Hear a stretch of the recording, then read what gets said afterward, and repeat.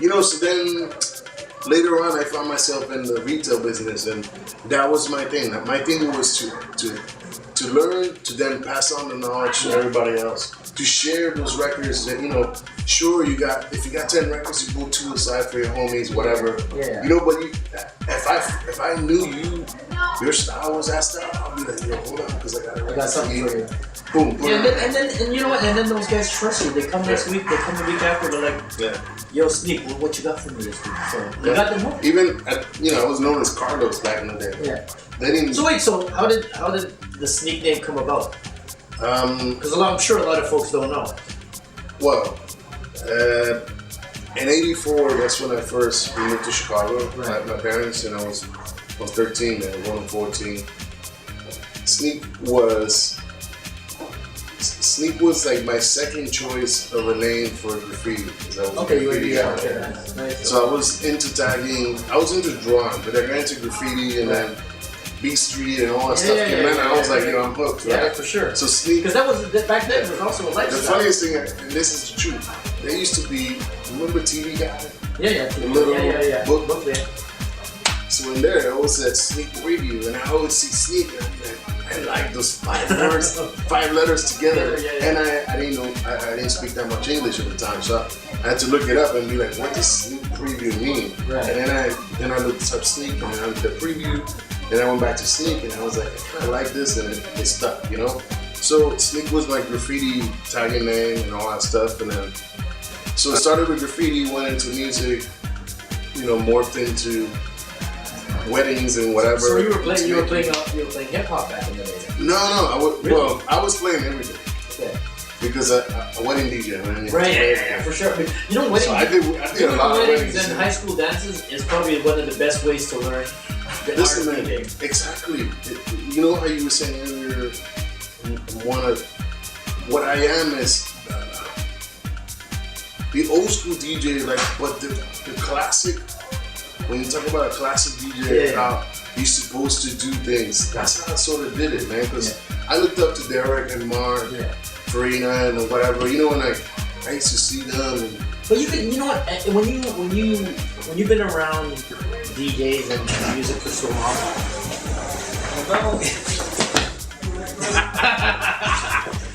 He just messed up our interview. No. That was come in. Here. I'm in this. Here. Come sit right here. So we're talking about. Well, he's too young though to understand what we're talking about. No, but you know what? Come back in like 10 minutes. No. Okay, no. Maybe I'll learn something anyway. Okay. So listen. So where were we at? We're talking store stuff and whatever. No, what I was saying is that when you've been around music for so long and listen to a lot of DJs, you can tell an old school DJ from the new school DJ. Right. Just by the programming and the throw in tracks that you like. Trust me, I don't want to write like a story or a book or documentary or how to become a DJ because there's too many DJs anyway. What I do want to talk about is the certain kind of DJ that is around today. Yeah. And what made that DJ the DJ that they are today. Right. And if you go back, they either worked in record stores, they worked in retail, they worked at the flea market, they were wedding DJs, whatever. That was your stomping ground and your learning. And man, how Puerto Rican, man. I was doing a lot of Puerto Rican and Mexican weddings. Parties, you know what I'm saying? Like halls and the churches and all that stuff. And so I guess we have. If I could get an hour to play records, I was happy. So I was like, I'll do it. And every single time, man, like house party, I'll be like, dude, be like, yo, man, can you play? I'm like, all right, you got any money now? All right, just hook up some booze and whatever. Right. I show up with my wood crate, work that motherfucker, this, that, blah, blah, blah. It's just like any place that I can play records, that was like a thing. That was like playing basketball for a basketball player. You know what I mean? Somebody who loved it. No, because you're passionate about it. Yeah. So all that's kind of morphed into this House Gangster, and then what I'm doing about today. Yeah. Well, what impressed me was you telling me that your merchant, you sell 100 pieces a week of your merchandise. That's amazing. You serious? For an independent For an independent label, Yeah. it's amazing. I tell you what though, like I invested probably about 10 G's before I even started selling. Yeah, for sure. I gave away probably about 2,000 t-shirts. Yeah. That's the way. Because that's how you get the word out. Yeah, that's the way you gotta. And in the beginning, it was about put this on and spread the word. Put this on and spread the word. It's impressive. You know what I mean? And that's how you gotta do it. And yeah, I mean, like I said, bro, the concept started for another project. I signed these two guys. It was gonna be for them. We had beef. It broke apart. I was like, you know what? This is my concept. I'm taking it. I'm going with it. You know what I mean?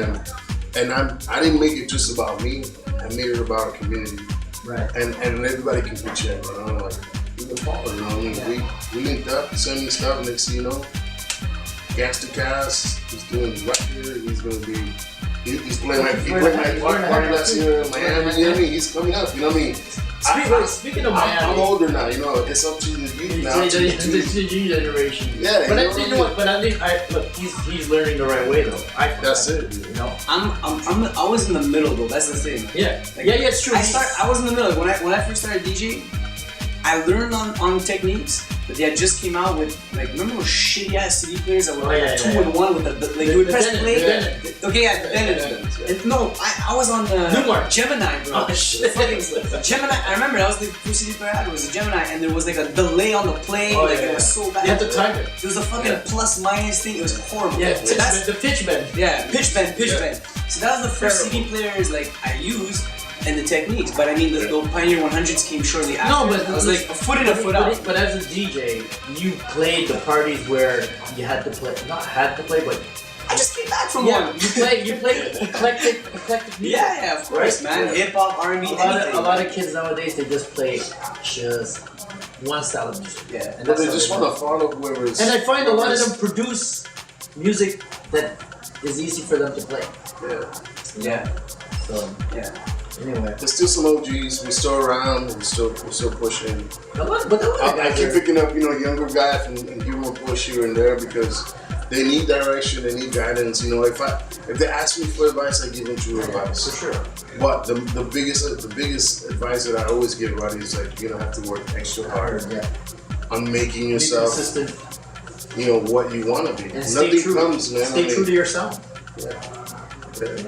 Everybody in the last 10 years, everybody went different directions, and now they're like houses come back. What everybody around me says, yo, you stay your path while everybody else bounces around you, man. So that's why I still get. No one can say that. Oh yeah, Steve was playing trance at a party. No, you know what I mean. And I pushed that house on. When everybody heard electro, I went and played more old school stuff. I'm like, you know what? Screw electro. I want to play old school.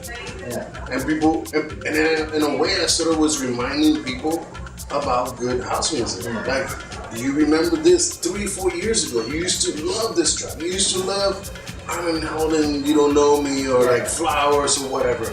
How did you go from here to here? Whatever. Or those people got out of the scene and then this. But okay, let's say I don't want to disrespect him, but a guy like Roger S, right? Yeah. He produced really classic, deep and soulful tracks. Yeah, everything, man. But he went totally away from that. Sometimes you forget, you go for the big, you know what I mean? Yeah, for sure. And that's fine. They did blow up. They did blow up. But once you made it to a level, you can do whatever you want as an artist and be an artist again and grow in whatever direction you want to go. You know what I mean? But go back to your roots. Go back to your roots, man. Everybody has to go back to your roots. For sure.